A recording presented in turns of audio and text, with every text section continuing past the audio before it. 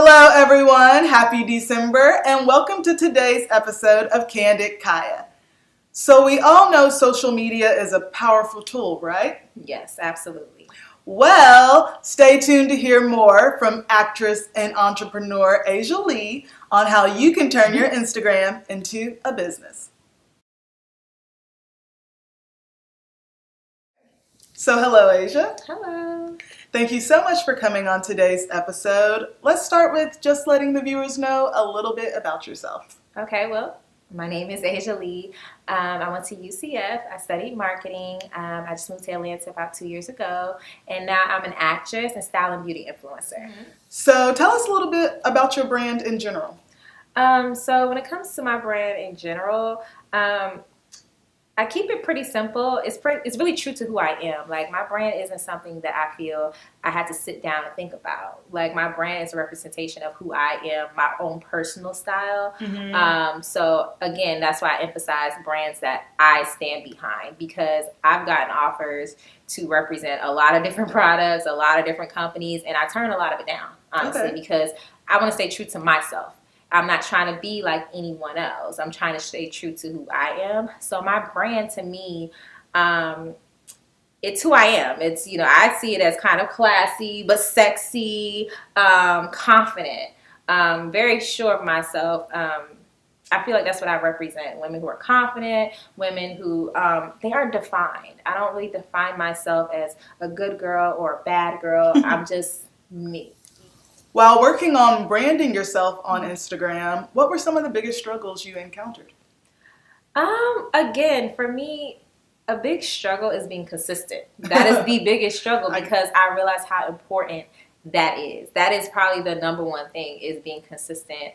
If I took a couple days off from Instagram, maybe a week, you really can't do that, because if you have people who are engaging with you to see your posts, to see what you're going to do next, you'll lose that engagement, and a lot of that decides what other people are going to want to work with you. And so then you have to work to get that engagement back. And it's like I've done that time and time again, because I lost the consistency. And so I will have to work back up that engagement. You may not lose your followers, but you'll lose some of your engagement. So it's super important to be consistent with everything, with your posts, with responding, interacting with the people who follow you, which I'm not the best at, honestly. And I feel like I could have an even larger following and have even more sponsorships if I was more consistent. I've lost sponsorships for lack of consistency, and so I could be doing even more if I was more consistent. I agree that is a struggle. It's a YouTube struggle. channel, I'm with your girlfriend. It is. All right, so you just talked about building those relationships and sponsorships. So how do you build those type of relationships with brands? So the biggest thing I tell people, because it's really about your brand. Okay. Build your brand, because what's going to happen is these people, they have a brand. What they're trying to do is build their brand. So they have to see something already that they want to collaborate. A lot of times when these companies come to you, they talk about collaborating. So they're not coming to you because they just want you to ride their coattail and do what they're doing. They want you to bring something to the table. So again, you have to have your brand together, because they have to see your brand and say, I like what they're doing. I want my company to be associated with that. So focus on building a brand. If you have a brand, you'll naturally attract what surrounds your brand. So that's why you have to kind of understand what your lane is, what you're trying to do. So if you want to get into style and fashion, then you need to start building your brand around that. Kind of giving that type of feel.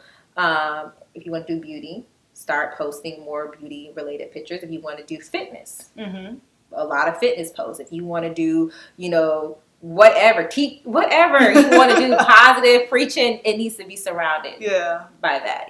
So you mentioned that people reach out to you. Yes. So if you want to work with a company, can you reach out to them, or should you reach out to them? I wouldn't say don't reach out to them, but in all honesty, it's rare that that's actually very effective. As you can imagine, these companies have a lot of people reaching out to them. So it's kind of one of those things, unless, again, you have a pretty large brand that's pretty dominant, they're usually going to be kind of whatever with it. So you have to kind of be patient and wait for it to come to you. And not telling people, I'm not discouraging anyone to not reach out to companies if you feel you have a good, brand and you take great pictures and all that. Definitely reach out. But likely that's not going to get you sponsors.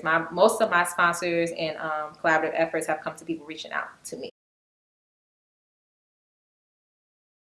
So Asia, now I want to get just a little bit of your advice. What are some of your tips for those who are looking to start a business via Instagram? Definitely be professional. Do not post your personal. You could post a picture of your family. You could post a picture of you and your boyfriend, but it has to not be too personal. Be tasteful. Definitely be tasteful. I feel like I've never looked at anyone's page where I've seen something distasteful and wanted to do any type of business with them. Okay. I don't care how good they are or what they do. I'm completely turned off personally. So I would say keep it very light. Don't get too personal and don't post too much about your personal life. People don't really care when it comes to, again, a brand. Business, business and a brand. We're talking branding and business. You definitely don't want to do all that on your page. Maybe you should have a separate page. If you really are passionate about wanting to post pictures of your family and, your boyfriend or whatever else it is that's personal to you, you want to share that with people, then I would keep it separate from whatever you're trying to brand. If you're trying to attract, become a beauty influencer or a style influencer, definitely keep that separate. All right. So Asia, another piece of advice from you. What is your best tip for someone who's really interested in becoming a beauty and style influencer or starting a business on Instagram, but may not have the funds for professional quality photos or launching a website or anything such as that? Again, that isn't everything. There are girls who actually are really popular style beauty influencers. All their pictures are on their phone. All of them. Yeah. They take them in the mirror on their phone.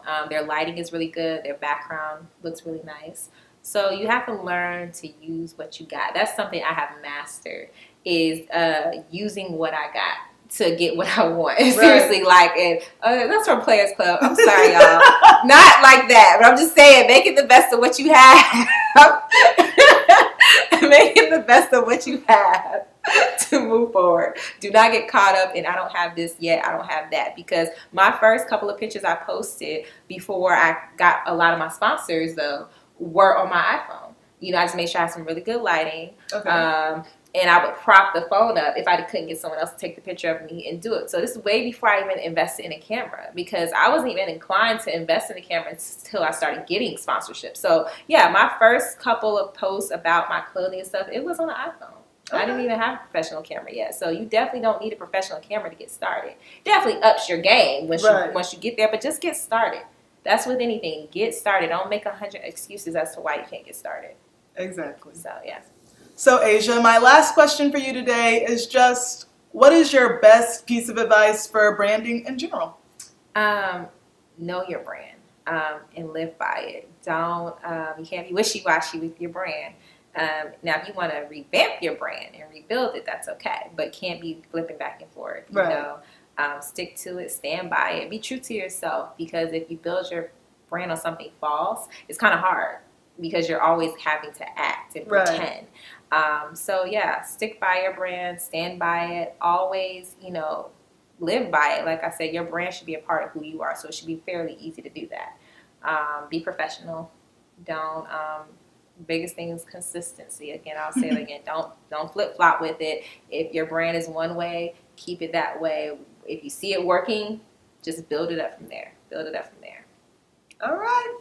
Well, there you have it, everyone. Asia just gave us some great tips on how we can all grow our Instagram into a business.